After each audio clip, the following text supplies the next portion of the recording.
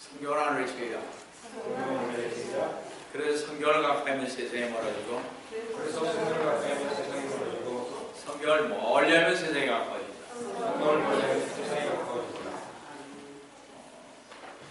성경은 이제 만약에 있어요.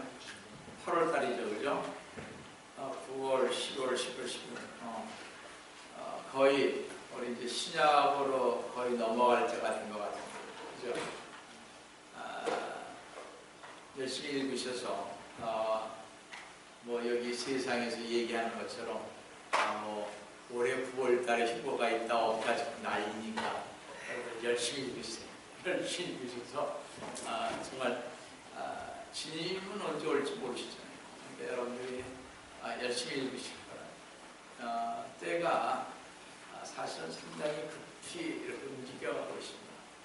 여러분이 어떻게 생각할지 모르겠지만 뭐 다른 교회야 제가 잘 모릅니다. 느슨한지 어떤지 모르지만 저희는 정신을 바짝 차리셔서 가는 그러한 때가 됐다는 걸 생각하시면서 정말 열심히 더욱더 말씀 보시고 기도하시기 바랍니다. 오늘도 주님 안에서 여러분과 함께 은혜의 말씀을 나누려고 하는 것은 아까 봉독해 올린 킹제임스 성경 요한계시록 1장 1절에서 8절로서 종말론적 요한계시록 강의 62번째 제3부 요한계시록 3번째인 주 예수 그리스도의 계시를 보고 있는 요한이라는 제목으로 이 시간까지 은혜를 나누고 요한계시록은 신약 성경의 완성이요 모든 성도들의 소망인 것입니다. 만약 성도 여러분 요한계시록이 쓰여지지 않았다면 성경의 종말론적인 예언은 불가능하였을 것이요 마지막을 대모하는 성도들의 소망 또한 막연하였을 것입니다. 그러므로 요한계시록은 성경 전체의 최후를 마감하는 책임과 동시에 세상을 향한 하나님 계시의 최후 종결이 되는 것입니다. 그럴 뿐만 아니라 세상의 종말과 그 후에 오는 희망사항들에 대하여 구체적인 이상을 계시해 줌으로써 주 예수 그리스도님 안에 사는 하나님의 백성들에게 장차의 소망을 잃지 않게 하며 고난 속에 살아가는 세상 성도들에게 권명과 위로와 격려를 담고 있는 책임입니다. 특히 요한계시록은 하나님께서 계시하여 온 바의 것들이 완전히 성취되고 부분적으로 알려져 왔던 역사의 흐름이 절정에 달하는 영광스러운 극치가 있는 책인 것입니다. 성도 여러분, 하나님의 말씀을 볼 때마다 하나님의 뜻이 상실된 것처럼 보이는 어지러운 시대에 계시를 통하여 최후 승리를 보장하며 불변의 섭리를 나타내 보여주신 요한계시록 한 절 한 절을 강의하면서 여러분과 은혜의 말씀을 나누는 시간을 가져볼까 합니다. 첫 번째로 예수 그리스도의 계시입니다. 지난주에 말씀드렸다시피 요한계시록 1장 1절을 보시면 예수 그리스도에 관한 계시입니다. 이는 하나님께서 반드시 속히 일어날 일들을 그의 종들에게 보이시려고 그에게 주신 것이요 그의 천사를 그의 종 요한에게 보내어 알게 하신 것입니다. 주 예수 그리스도님께서는 사도 요한을 통하여 앞으로 이 세상이 어떻게 될 것인지 보여주시기 위해 이 책을 기록하게 하신 것입니다. 사도 요한에게 주신 예수 그리스도님에 대한 계시, 계시의 책인 요한계시록의 말씀을 전하고 가르치며 두렵게 생각하고 어렵게 생각한다면 계시록 말씀을 회피하거나 덮어두고 가벼이 넘겨버립니다. 또 많은 사람들이 이단시하는 것을 보고 얼마나 안타까운지 저들의 육안에 눈이 떠지기를 기도하게 됩니다. 영적 눈이 열려있지 않은 목사, 성도들에게 무엇라 대꾸하겠습니까? 사실은 부질없는 일이시죠. 그렇죠?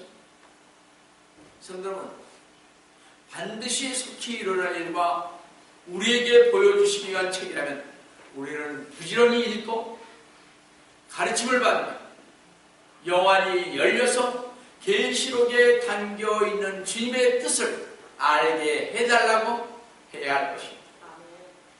주님의 뜻을 따르는 성도라면 알 수 있는 것은 이 책에 쓰여있는 계시는 주 예수 그리스도님께 속한 것이고 주 예수 그리스도에 관한 것이며 주 예수 그리스도님께서 주신 것이라는 것입니다. 이처럼 계시의 전 내용이 주 예수 그리스도님께로 말미암고 있기에 이 요한계시록은 진실되고 이 계시는 역사의 실제적인 미래에 관한 참된 증거임이 틀림없을 것입니다. 그래서 사도 요한은 자신에게 임한 하나님의 계시의 말씀과 주 예수 그리스도의 증거를 하나도 빠짐없이 전했던 것입니다. 다시 요한계시록 1장 2절을 한번 보시겠습니다. 요한은 하나님의 말씀과 예수 그리스도의 증거와 자기가 본 모든 것을 증거합니다. 사도 요한은 자신에게 보여주는 하나님의 말씀과 예수 그리스도님의 계시를 조금의 가감도 없이 분명하게 기록했어요. 그런데 요한계시의 전달 과정을 보시면요, 계시는 하나님으로부터 시작하여 주 예수 그리스도님, 그리고 주 예수 그리스도님께서는 천사에게 알게 하시고 천사는 사도 요한에게 알게 하고 사도 요한은 자기가 받은 계시를 기록하여서 교회의 종들에게 전달하였습니다.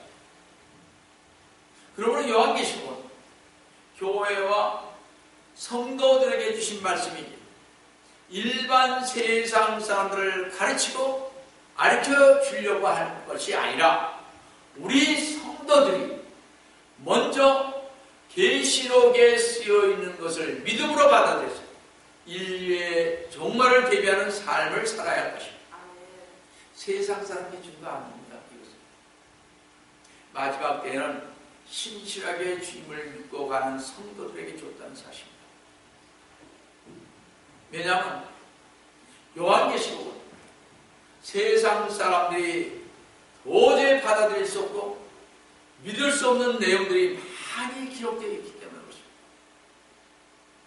요한계시록에 믿든 아니 믿든 세상 종말에 대한 계획을 주님께서는 구체적으로 세워놓으셨습니다. 세상 사람이나 성도나 누구든 이 땅에 종말은 오지 않을 것이라고 강변을 해도 하나님의 계획은 누구도 돌이킬 수 없기 때문에 반드시 최후의 종말은 올 것입니다. 우리가 싫든 좋든 종말은 올 것입니다. 시작이 있으면 끝이 있듯이 하나님께서 세상 만물과 사람을 창조하실 때는 그 최후의 종말까지도 계획해 놓으셨다는 것을 여러분 아셔야 할 것입니다.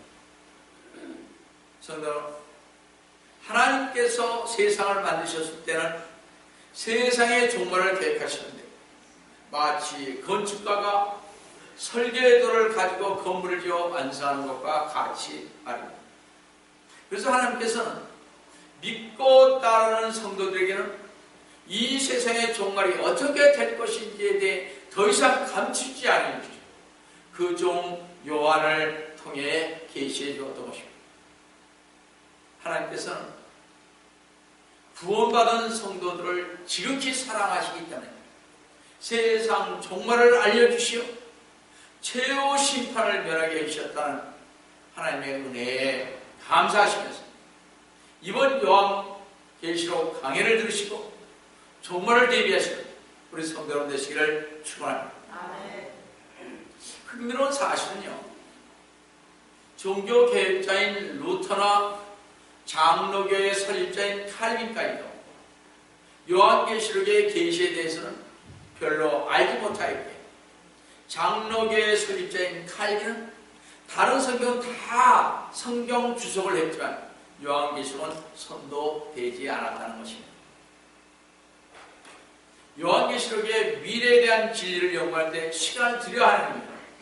실제로 세상 종말의 중요한 표징인 책이기 때문인 것입니다. 유대인의 선지자 다니엘은 말세에 일어날 환상을 보는데 그것을 깨닫지 못하자 다니엘서 12장 8절 9절에 보시면 내가 들었으나 깨닫지는 못하였다. 그때 내가 말하기를 오 내 주여 이러한 일들이 마지막에는 어떻게 되겠나이까 했더니 9절에 그가 말씀하시기를 다니엘아 내 길을 가라. 이런 말씀들이 마지막 때까지 닫혀있고 봉해져 있을 것입니다. 주님께서는 말세가 되기까지는 다니엘이나 어느 누구에도 깨닫지 못할 것이라고 하였습니다. 또한 이 예언의 시기가 가까우면 예언에 대한 지혜가 널리 퍼지게 될 것이라고 가르쳐줬습니다. 다니엘서 12장 10절을 보시면 많은 사람이 정결케 될 것이며 시게 되고 연단되라. 그러나 악인들은 악하게 행하며 악한 자들 중 아무도 깨닫지 못할 것이나 현명한 자들은 깨달으라고 했습니다. 다니엘 선지자는 마지막 때에 현명한 자, 즉 지혜 있는 자는 깨달으라고 했습니다. 성경에서 현명한 자, 즉 지혜 있는 자는 하나님께서 말씀하시고 성령으로 그 의미를 밝혀주는 것을 연구하는 사람들인 것입니다. 마지막 시대의 예언의 책이 성경을 연구하지 않고 성령의 조명을 받지 않은 자들은 성경 말씀에서 보듯 현명한 지혜가 있는 자들은 아닌 것입니다. 주 예수 그리스도는 이 예언의 책인 요한계시록을 통해 모든 성도들이 위로를 얻고 끝까지 선한 싸움에 임하기를 원하셨습니다. 그래서 요한계시록 1장 3절에서 이 예언의 말씀을 읽는 자와 듣는 자들과 거기에 기록된 것들을 지키는 자들은 복이 있나니 이는 그때가 가까워 앞으로 반드시 속히 일어날 일들을 밝히 기록해 놓은 요한계시록을 할 수만 있으면 더 많이 읽고 듣고 기록된 것들을 지켜야 하는 일은 종말의 때가 가까웠기 때문입니다. 종말의 때가 가까웠는데도 교회 지도자들이 성도들로 하여금 종말을 대비케 하기는커녕 교회에 나오면 세상에서 부귀와 영원을 누리며 자녀들은 성공하고 부하며 한 일들마다 축복을 넘친다고 하면서 봐라 우리 교회는 성도들이 몰려와서 교회도 크고 시설도 잘 되어 있어 애들 교육과 각종 운동시설과 각 부서마다 조직과 봉사가 얼마나 잘 되어 있는 교회에 헌금이 넘쳐 흘러서 건물들을 사고 투자하고 선교사를 얼마나 많이 파송하고 있는지 하고 돈을 자랑하고 성도의 숫자를 자랑하지 않습니다. 부러울 것이 없는 그런 교회 주님께서 함께 하실지 영적 눈을 뜨시고 보시기 바랍니다. 교회의 부와 물질을 자랑하는 교회는 실제로 비참하고 불행하며 가난하고 눈먼 교회라고 라오디게아 교회에서 말씀을 하고 있습니다. 다음에 제가 말씀드리겠습니다. 마지막 시대의 교회에 대해서. 성도 여러분, 언제 어느 때 주님께서 재림하시는 종말이 올지 알 수 없는 이때 교회 목사들과 신학자들이 강단에서 학교에서 성도들과 학생들에게 목숨 걸고 요한계시록을 신실하게 가르치고 선포하고 종말을 알려서 새 시대의 열림을 알고 그 대비책을 강구하여야 할 것입니다. 이 시대의 성도들을 향하여 주 예수 그리스도님께서 오실 종말의 때가 속히 일어날 일들을 대비케 하는 그런 자들이, 종말을 대비하고 가는 자들이 복이 있다고 그러죠. 주님께서는 마지막 때인 지금부터는 믿음으로 자기 생명을 붙잡으라는 것입니다. 믿음으로 이제 자기가 가야 하는 것입니다. 이제는 정말 주님 안에서, 믿음 안에서 내 생명이 주님한테 가느냐 아니면 지옥으로 가느냐 확실하게 생각하시면 붙들고 와야 합니다. 어느 누구 바라볼 일이 아닌 것입니다. 지금. 그래서 앞으로 반드시 될 일과 속히 될 일을 밝히 기록해 놓은 요한계시록을 아까 말씀드렸듯이 더 많이 읽고 더 많이 들어서 세계의 종말이 어떻게 될 것을 알아 종말을 대비케 하는 성도들이 복이 있다고 말씀하신 것을 귀담아 들으셔야 할 것입니다. 축복의 이유는 간단히 말씀드려서 그 때가 가까움이라고 하십니다. 그 때가 가까웠기에, 주님의 때가 가깝게 사도 요한은 7교회 1장 4절에서 이렇게 편지를 했습니다. 요한계시록 1장 4절 보시면 요한은 아시아에 있는 7교회에 편지하노니 지금도 계시고 전에도 계시고 앞으로 오실 분과 그의 보좌 앞에 있는 7명. 계시록에서 사도 요한의 편지를 받은 교회는 그 당시 소아시아에 세워진 7교회였습니다. 이 소아시아에 있는 7교회가 계시록 1장 11절로 구체적으로 나와 있는데요. 에베소서, 스무나, 버가모, 두아디라, 사대, 빌라델피아, 라오디게아에 보내라 이렇게 했듯이 소아시아에는요 많은 교회 중에 나중에 설명하겠습니다. 700개 정도의 교회가 있었습니다. 그 당시. 근데 교회 중에 7교회를 선택하여 말하면서 7이라는 완전수를 통하여 전 세계에 산재하고 있는 모든 시대, 모든 교회에 전하게 하려 할 것입니다. 성도 여러분, 요한계시록과 성경을 보시면 7이라는 숫자가 얼마나 사용되어 있는지 보시기 바랍니다. 요한계시록만 봐도요, 4절에 7교회, 7명, 20절에 7별, 7금천대, 7교회가 있으며 또 7천사, 7인, 7나팔, 7호리병, 또 계시록 마지막 때는 이 책이라는 표현이 7번 나옵니다. 또 하나님께서 일하시는 방식은 7과 관련이 있죠. 그죠? 한 주간은 7일이요. 하나님께서 6일 동안 창조하시고 7째 날을 쉬셨습니다. 사람들도 6일째까지라고 7절은 쉽니다. 6주가 지나고 7주 끝에는 오순절을 지킵니다. 6년 동안 농사를 짓고 7년 때는 땅의 안식년입니다. 7년씩 7번을 지나면 환희해가 선포됩니다.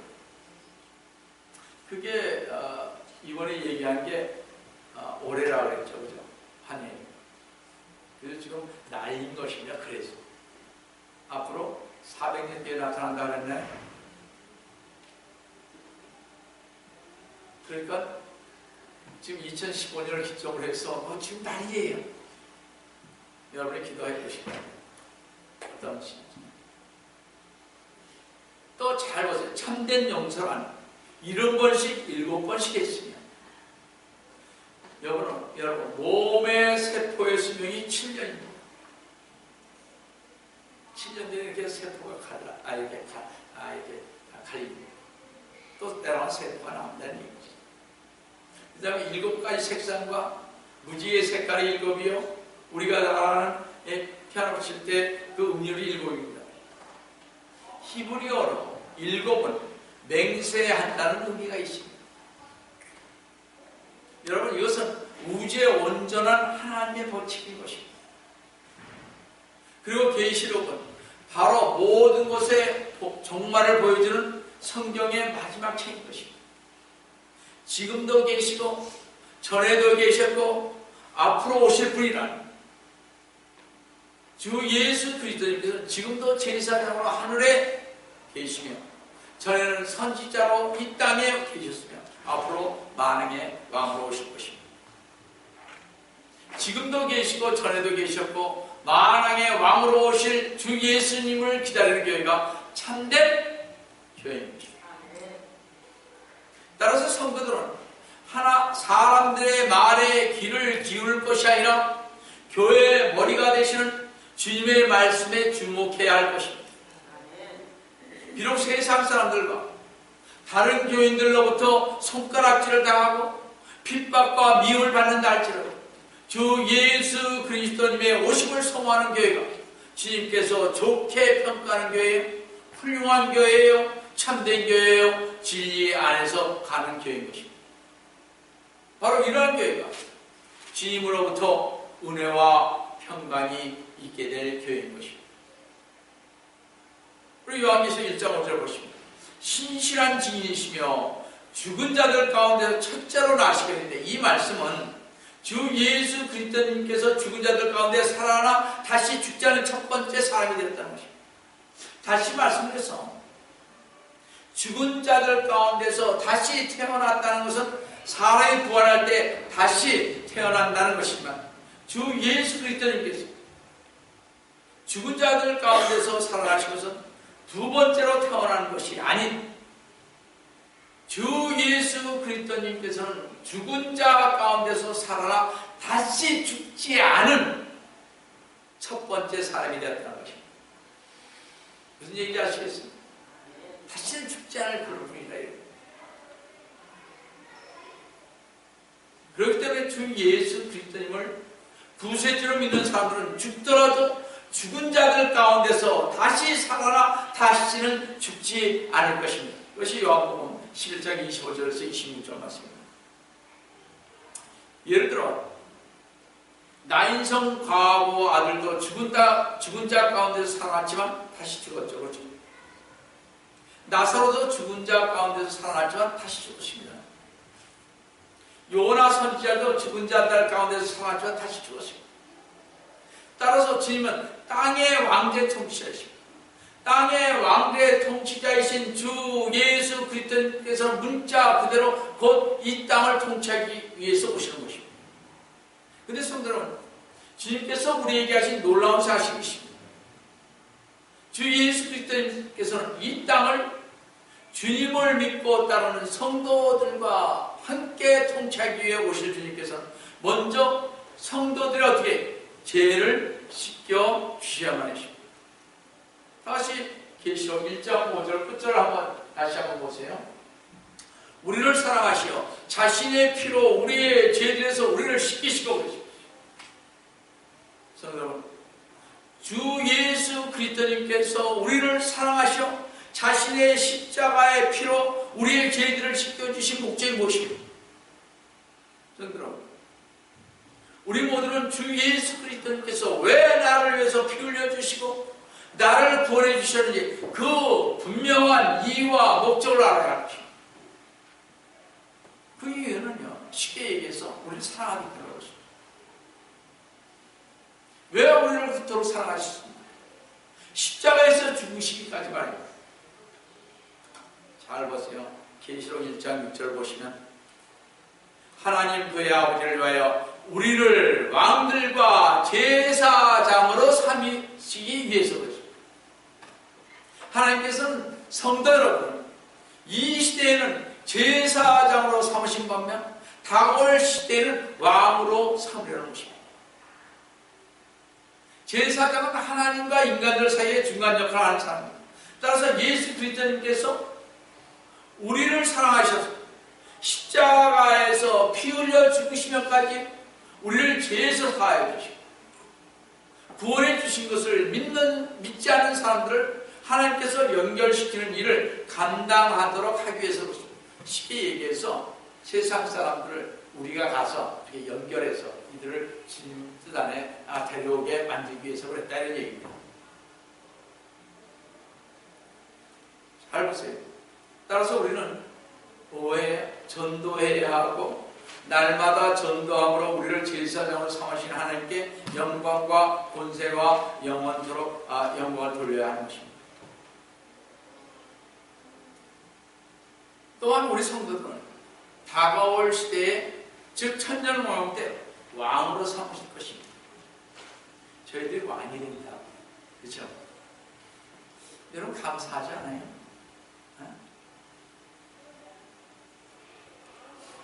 여왕이 된다고 감사하지 않아요? 그렇지 않습니까? 아니, 그 주님이 말씀하신 거예요. 그러니까 여러분 기대하시라고요. 한번 기다려보세요. 그러면서 우리는 천년 기간 동안 지상에서 통치할 것입니다. 세상 사람. 그리고 큰 백보자 심판에 우리는 주님과 함께 영원히 하늘에 거할 것입니다. 제게 종로를 타던 우리가 주님의 사랑으로 왕들과 제사장으로 삼으신 것이 감사와 찬송과 영광을 돌리십니다. 주 예수 그리스도님의 이름으로 축원합니다. 성도 여러분, 주 예수 그리스도님은 인류의 죄를 대속할 속죄양으로 십자가에 못 박혀 죽으셨지만 죽은 자들 가운데서 다시 살아나시고 그리고 지금은 부활 승천하셔 하나님 우편에 앉아 계십니다. 주 예수 그리스도님은 영광의 구름을 타시고 올라가셨습니다. 주님께서 승천하실 때 나타나신 영광의 모습 그대로 구름을 타고 다시 오실 것이라고 사도행전 1장 11절에 말씀을 하고 있습니다. 요한계시록 1장 7절 보세요. 보라, 그가 구름들과 함께 오시리니 모든 눈이 그를 볼 것이며 그를 찌른 자들도 볼 것이며 또한 땅의 모든 족속이 그로 인하여 애곡하리라. 그대로 되리라. 이 구절은 휴거가 아니라 재림을 말하는 것입니다. 주 예수 그리스도님께서 밤에 도적같이 오셔서 주님의 한 몸인 교회를 눈 깜짝하는 순간에 데려가실 것인데 이때 주님을 믿고 따르는 참된 성도들은 휴거할 것입니다. 그러나 주 예수 그리스도님께서요 지상 재림하실 때는 휴거 혼인식을 마친 그리스도님의 신부인 성도들과 함께 모든 눈이 보게 지상에 오실 것입니다. 지상에 오실 때는요 모든 사람들이 다 볼 것입니다. 그래서 휴거가 되는 것은 우리가 어떻게 눈 깜짝할 사람이 휴거당할 것입니다. 어느 정도 눈 깜짝하는 순간인지 아세요? 새로운 준비를 위해서 말씀드립니다. 여러분 번개가 번쩍하죠. 우리가 번개가 번쩍할 때 우리 몸은 없어지는 것입니다. 그렇게 순간적으로 주님 앞에 올라가는 것입니다. 믿든 아니 믿든 여러분 기다려보세요. 그죠? 분명히 그럴 때가 올 것입니다.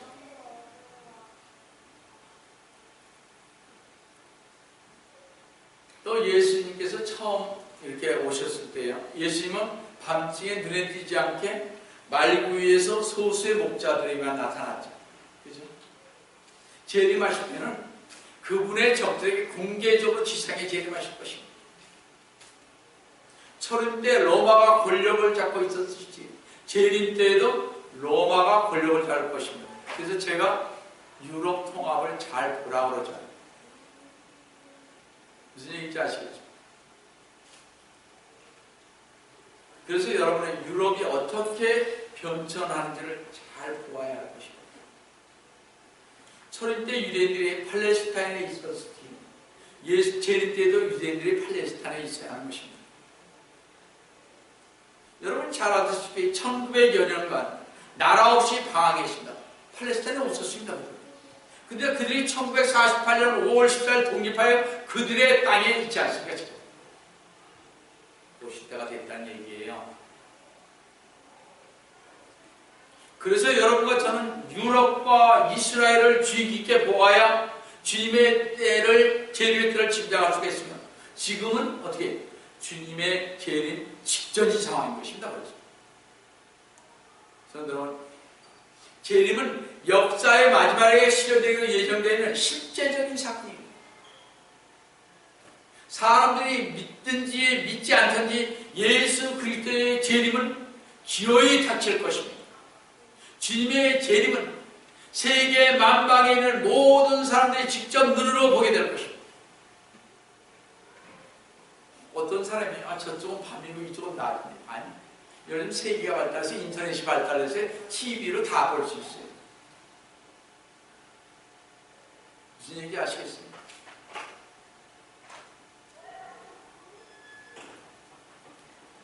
주 예수 그리스도님은 하나님이 지으신 온 창조 세계를 통치하시고 절대 주권자로 모든 사람이 지켜보는 가운데 임하신 것입니다. 주 예수 그리스도님께서는 주님을 찌른 자들도 재림의 광경을 보게 될 것이라고 하십니다. 2000년 전 예수 그리스도님께서 이 세상에 출현하실 때 관습과 체제에만 집착하던 유대인들은 메시아이신 주 예수 그리스도님을 알지 못하고 십자가에 못 박은 죄를 범했습니다. 이 십자가에 못 박은 그 이후 세대들도 끊임없이 주님의 성도들을 없이 여기고 지금도 주님을 믿지 않고 만왕의 왕으로 오실 메시아만 기다리고 있지 않습니까? 유대인들은. 예수님 아직도 안 믿어요. 거의 다. 주 예수 그리스도의 재림 때는 온 인류가 심판의 주님으로 인해 애곡할 것이라고 1장 7절에 말씀하고 있지 않습니까? 그렇죠? 또한 땅의 모든 족속이 그로 인하여 애곡하라. 주 예수 그리스도님의 재림은 악이 득세하던 역사의 끝이 되는 것입니다. 이때까지 불의와 부정으로 권세를 잡고 부귀를 누려온 모든 자들이 예수 그리스도의 심판대 앞에서 불길 가운데 pol하시며 데살로니가후서 1장 8절에 영원한 형벌에 처하게 될 것입니다. 데살로니가후서 1장 9절에서 10절 말씀입니다. 성도 주 예수 그리스도님께서 재림하시는 날에 온 땅에 울려 퍼질 악인들의 목은 의롭게 살던 성도들이 얻게 될 위로와 기쁨이 될 것이요. 악인들의 영원한 멸망은 성도들의 최종 승리가 될 것입니다. 온갖 고난을 참고 견딘 성도들에게는 다시는 고난과 슬픔을 겪는 일이 없을 것입니다. 재림을 사모하며 온갖 고난과 슬픔을 견딘 성도들에게 주님께서는 이렇게 말씀하십니다. 계시록 1장 8절 보시면 나는 알파와 오메가요 시작과 끝이다. 주님께서는 자신을 알파와 오메가로 나타내시는데 이는 헬라어로 알파벳의 첫 글자가 알파입니다. 마지막 글자는 오메가입니다. 그래서 첫 글자와 마지막 글자로서 내가 창조주이고 생명의 근원이고 복의 근원자라고 증거하신 것입니다. 그뿐만 아니라 주 지금도 계시고 전에도 계시고 앞으로 오실 전능하신 분이 마하노라고 하셨습니다.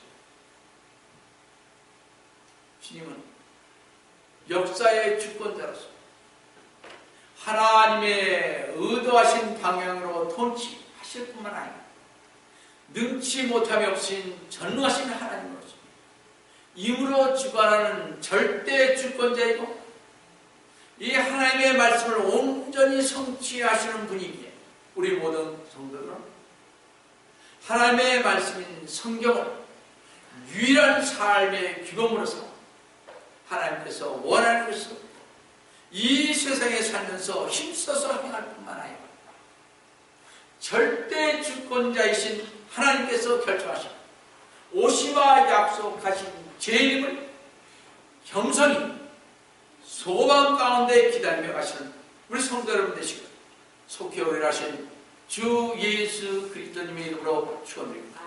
아직 기도하십시오. 사랑의 하나님 아버지, 세상 사람들은 믿지 않습니다. 세상 사람들은 주님이 온다고 믿지 않습니다. 많은 교회들도 믿지 않습니다. 그래서 주님의 재림을 얘기하는 교회는 이상하게 쳐다보고 있습니다. 그러나 주님께서는 호련히 나타나실 것입니다. 우리를 호련히 데리고 간다고 하십니다. 이들 우리 성도들 주님 붙잡아 주시옵소서.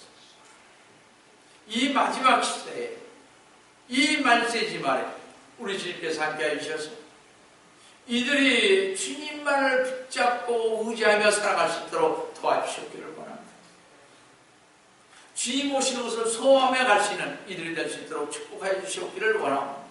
주의 손을 받도록 하는 기도 드리옵나이다.